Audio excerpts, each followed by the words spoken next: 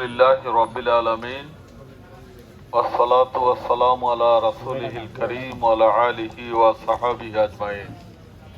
বাংলাদেশ জামাত ইসলামী খিলগাঁও উত্তর থানা কর্তৃক আয়োজিত আজকের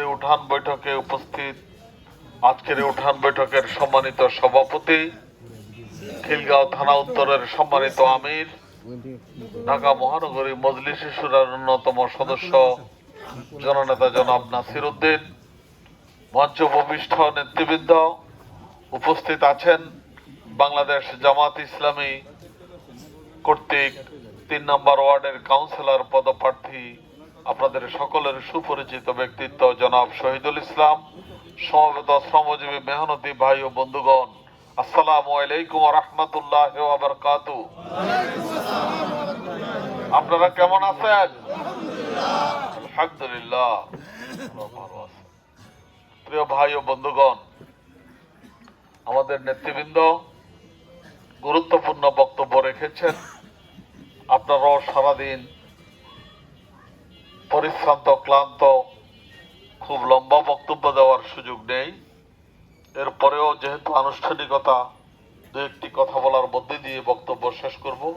মেহরবানি করে আপনারা ধৈর্য সহকারে বসার জন্য আপনাদেরকে অনুরোধ করছি। শ্রমজীবী মেহনতি ভাই ও বন্ধুগণ, বাংলাদেশ স্বাধীন হয়েছে আজ ৫৪ বছর। এই ৫৪ বছরে বাংলাদেশে অনেক দল, অনেক ব্যক্তি রাষ্ট্রীয় ক্ষমতায় অধিষ্ঠিত হয়েছে। অনেকে ৬ দফার কথা বলেছেন, কেউ ১৮ দফার কথা বলেছেন, কেউ ২১ দফার কথা বলেছেন, কেউ সোনার বাংলার কথা বলেছেন, কেউ সবুজ বিপ্লবের কথা বলেছেন। তারা এই সমস্ত কথা বলে সুন্দর সুন্দর স্লোগান দিয়ে এই দেশের শ্রমজীবী মেহনতি মানুষকে খুশি করার চেষ্টা করেছে।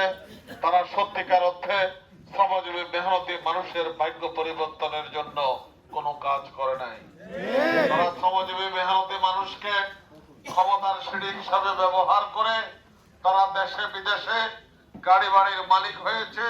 দেশের সম্পদ লুট করে বিদেশে পাচার করে আজকে দেশ থেকে পালিয়ে গিয়ে তারা বিলাসবহুল জীবন যাপন করছে এবং বাংলাদেশের বিরুদ্ধে নানা চক্রান্ত ষড়যন্ত্রে তারা লিপ্ত রয়েছে।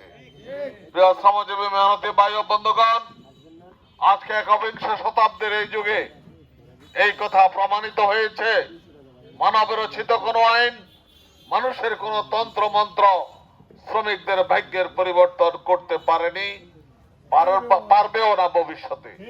শ্রমিকদের ভাগ্যের পরিবর্তন করতে হলে প্রয়োজন হচ্ছে ইসলাম, ইসলাম, ইসলাম।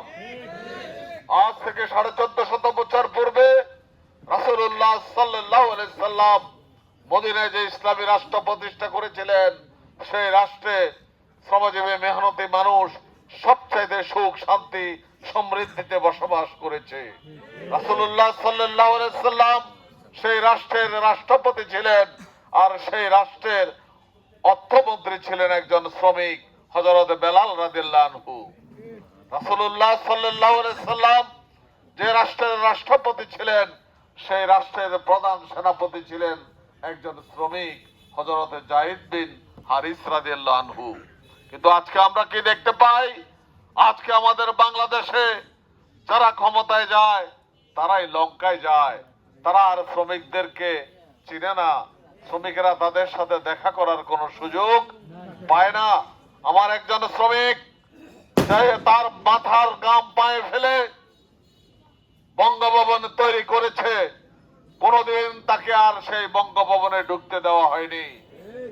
আমার যে শ্রমিক সারা বছর পরিশ্রম করে ঔষধ উৎপাদন করেছে, সেই শ্রমিক মৃত্যু যন্ত্রণায় কাতরানোর সময় ওষুধ কিনে খাওয়ার টাকা তার কাছে ছিল না।